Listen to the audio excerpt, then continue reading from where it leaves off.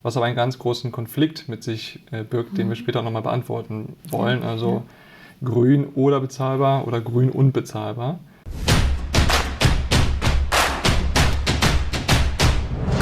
Der Immobilien-Experten-Talk. Wir haben neben dem Thema der Nachhaltigkeit noch ein anderes wichtiges Thema, nämlich Social. Ein vielmals derzeit wahrscheinlich noch unterschätztes Thema, was aber einen ganz großen Konflikt mit sich birgt, den wir später nochmal beantworten wollen. Also grün oder bezahlbar oder grün und bezahlbar. Bevor wir aber die Antwort darauf finden, interessiert mich natürlich erstmal, was ist denn genau dieses E im ESG? Das S im ESG. Es steht für Social, eine soziale Komponente in der Wirtschaft, aber natürlich auch in der Immobilienwirtschaft. Man hat sich dem Thema schon versucht, über die Taxonomie zu nähern. Wir haben aber noch keine konkreten Kriterien, wie dieses S auszugestalten ist, um es tatsächlich als nachhaltig zu definieren. An welche Themenkreise denkt man da? Das ist erst einmal der Themenkreis Arbeitswelt. Das heißt, wie sozial ist die Arbeitswelt gestaltet, dann insgesamt die Gesellschaft, Inklusion und derartige Themen und aber auch, wie die Menschen leben, wie der Lebensstandard ist der Menschen. Das sind so die drei Themenkomplexe. Du merkst es schon, es ist eher weich, es ist eher qualitativ, es ist nicht so hart abgrenzbar wie das E, das grüne Thema mit dem CO2. Der Energieausweis und dann haben wir zukünftig immer mal den Sozialausweis. Sozialausweis, ja.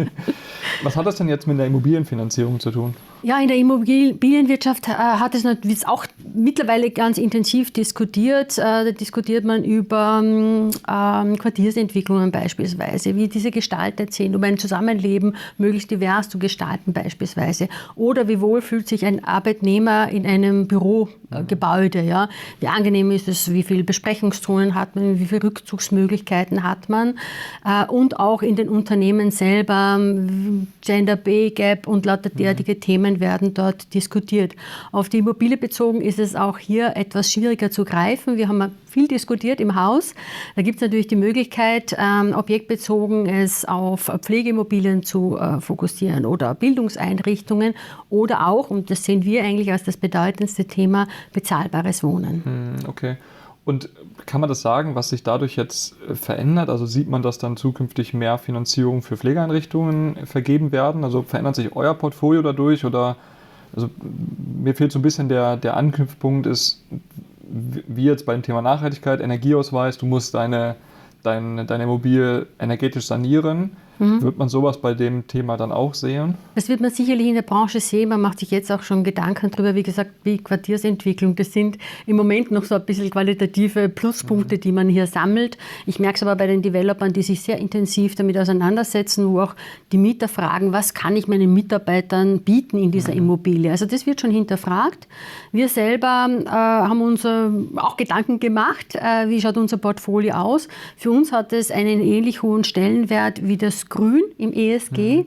Es gehört auch zu unseren ESG-Produktfamilie sozusagen, eine soziale Finanzierung zu machen nach diesen Kriterien. Da sind wir aber noch ein Stück weit in der Entwicklung. In der Refinanzierung haben wir es allerdings schon. Wir begeben schon Social Bonds, also soziale Anleihen sozusagen, um Immobilien dieser Assetklasse zu refinanzieren. Ich habe vorhin schon mal kurz gehört, ihr habt tatsächlich auch schon einen Kredit, der in die Richtung geht. Da ist kurz das Wort Social Loan gefallen. Ja. Das fand ich natürlich sehr spannend. Vielleicht kannst du uns da einen Einblick geben, was das denn genau ist. Also beim Social Loan ist noch in der Entwicklung, aber wir werden Mitte des Jahres soweit sein, das auch unseren Kunden anbieten zu können. Der ist eine Finanzierung, womit wir bezahlbares Wohnen finanzieren wollen. Das ist nach gewissen Kriterien definiert und wenn diese Kriterien erfüllt werden, können wir sozusagen ein Label an diese Finanzierung rangeben. Das ist mit einer Zusatzvereinbarung zur eigentlichen Darlehensvereinbarung darzustellen und der definiert dieses Objekt als bezahlbares Wohnen, Immobilie. Ja. Die Kriterien haben wir uns selbst zugrunde gelegt, orientieren sich aber nach offiziell nachvollziehbaren Größenordnungen. Okay.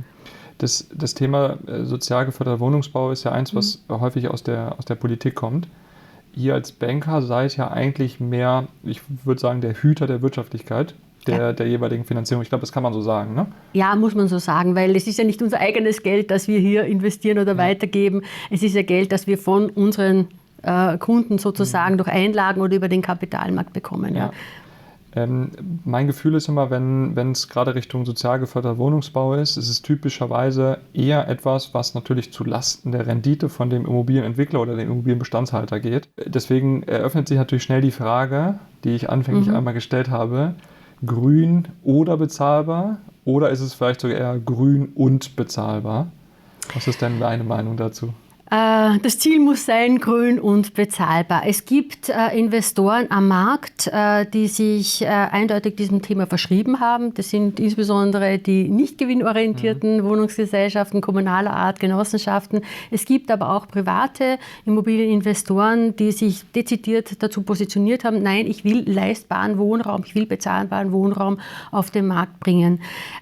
Es war, ich würde mal sagen, bis vor kurzem, bevor der Zinsanstieg uns erreicht hat, bevor diese Kostensteigerungen uns erreicht haben, war es durchaus auch noch ein valides, gutes Segment, das vielleicht nicht ganz die große Rendite versprochen hat, aber über die Dauer eine sehr hohe Stabilität, Cashflow-Stabilität gezeigt hat, dass er durchaus seine Rechtfertigung hatte und auch von privaten Investoren durchaus gesucht war. Man muss gut kalkulieren, man kann sich da keinen Luxus erlauben sozusagen, aber das ist durchaus möglich, ja, und sollte in Zukunft auch möglich sein. Wir müssen einfach nur viele gute Initiativen und viele gute Ideen einbringen, um auch Neubau leistbar zu machen. Ich denke da eher so in Modulbauweisen und dergleichen. Ja.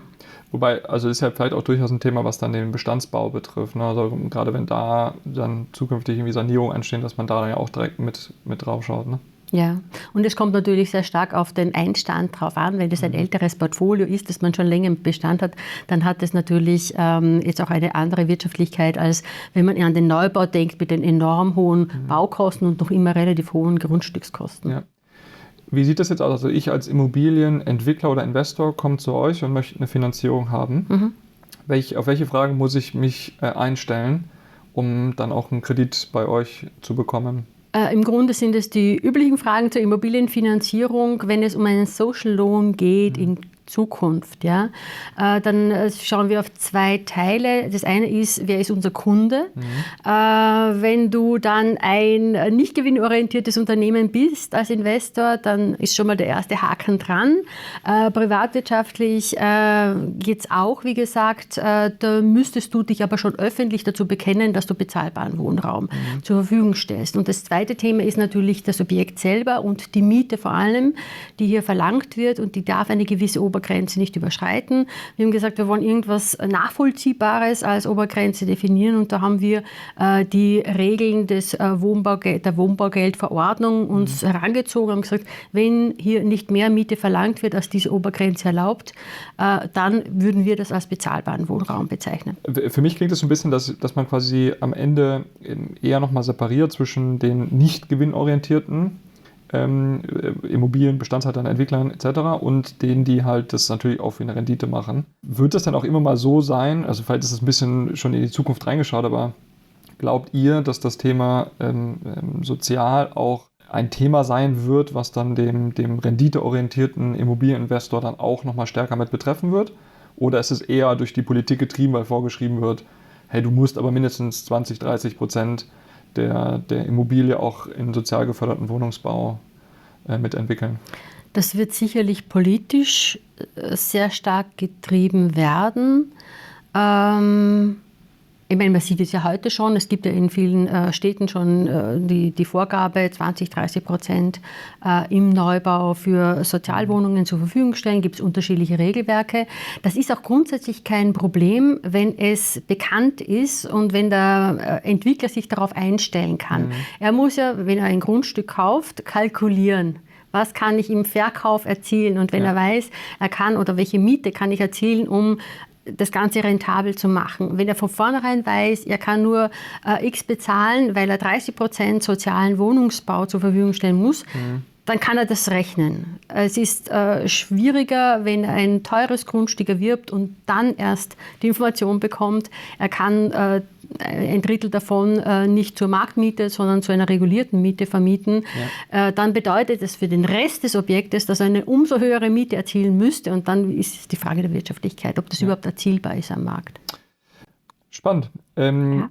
Zum Abschluss frage ich natürlich immer unsere Experten, welche goldenen Tipps sie denn für Immobilieninvestoren, Bestandshalter, Entwickler haben. Vielleicht fassen wir beides einmal zusammen und vielleicht hast du ja den einen oder anderen Tipp Richtung Thema Nachhaltigkeit, Soziales, den du uns mitgeben kannst, wo du sagst, das ist wichtig, das sollte man sich auf jeden Fall in der Zukunft mit anschauen. Tipp ist auf jeden Fall, wenn man ich gehe mal von einem Erwerb der Immobilie aus, es hinsichtlich der Nachhaltigkeitskriterien sich gut zu überlegen, gut zu analysieren, die Daten auch einzusammeln. Also eine Immobilie hat viele, viele Daten und die gilt es wirklich sauber sich zu holen, zu analysieren, zu überlegen, auch zu dokumentieren. Je größer der Immobilienbestand ist, umso mehr ist das Thema eigentlich gefragt, dieser Datenerhebung und Sammlung und diese Information auch digital zur Verfügung stellen zu können. Also ESG und Digitalisierung, die gehen eigentlich Hand in Hand und je besser man hier vorbereitet ist, je mehr Informationen man zur Verfügung hat, umso leichter ist es dann auch mit der Immobilie gut zu arbeiten. Ja. Thema Daten, vielleicht das auch als allerletzten Punkt.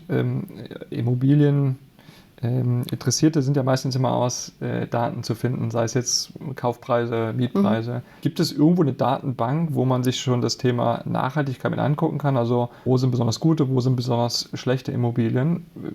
Weißt du, ob es da irgendwas in die Richtung schon gibt? Ist mir in der Qualität nicht bekannt. Okay. Es gibt sehr viele Datenquellen, aber das ist eigentlich das Hauptproblem, muss man fast schon sagen, nicht nur in Deutschland, aber hier vor Ort ist vor allem, dass viele dieser Daten nicht zentral gespeichert und erhoben werden und natürlich damit auch nicht zur Verfügung stehen. Ja? Also zum Beispiel die Energieausweise könnte man eigentlich zentral speichern und dann auch verfügbar machen, um die Arbeit für viele zu erleichtern. Ich glaube, das ist auch deswegen deshalb ist auch der Regulator interessiert daran, das über die Finanzinstitute jetzt das ganze ESG-Thema zu treiben, weil er über uns eigentlich die Datenerhebung am Ende des Tages erreicht. Ihr habt den Bestand, ne, im Portfolio. Genau, und wir müssen es sukzessive erheben. Schön wäre es für den gesamten Markt, dass diese Daten zentral erhoben und gespeichert werden würden. E-Ausweis oder Materialinformationen und. Da gibt es viele, viele Themen. Das wäre echt wünschenswert und würde uns allen das Leben erleichtern. Also vielleicht haben wir hier auch den Tipp gegeben, jemand, der ein gutes Unternehmen gründen möchte. Genau, also für Startups jede Menge zu tun, ja. Sehr gut. Vielen Dank für deine Insights. Es hat mir sehr viel Spaß gemacht. Ich möchte mich besonders auch für die Einladung bedanken. Dankeschön, war sehr interessant. Ich würde sagen, wir quatschen einfach in ein paar Monaten nochmal und gucken, was sich dann Thema ESG getan und entwickelt hat. Sehr gerne, da wird sich jede Menge tun. Sehr gut. Dir einen schönen Nachmittag. Danke, und Patrick. bis bald. Dankeschön. Danke.